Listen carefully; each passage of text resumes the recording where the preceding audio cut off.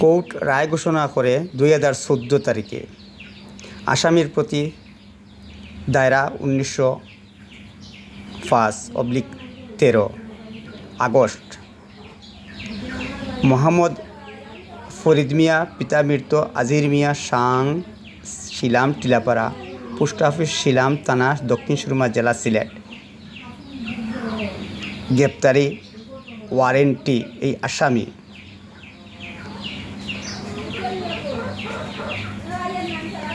2014 হইতে 2025 পর্যন্ত সে পলাতক আছে। পুলিশ আজ পর্যন্ত তাকে ধরতে পারেনি। তাকে। সে তার সিলেটের মধ্যে বসবাস করে। সে যাতে ট্রাক ড্রাইভার, তার ট্রাক ড্রাইভারের প্রতাপে তাকে ভয় করে পুলিশ তাকে ধরতে পারতেছে না।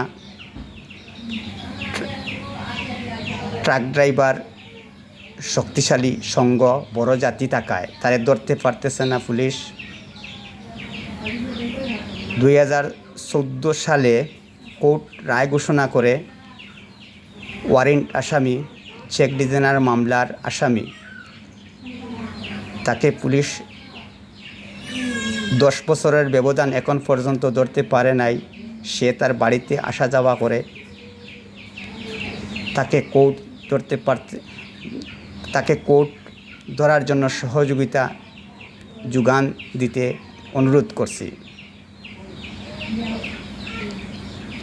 সে 2014 সালে কোর্ট রায়কৃত আসামি পলাতক। 2025 যাওয়ার পরেও আসামি পুলিশ ধরতেছে না।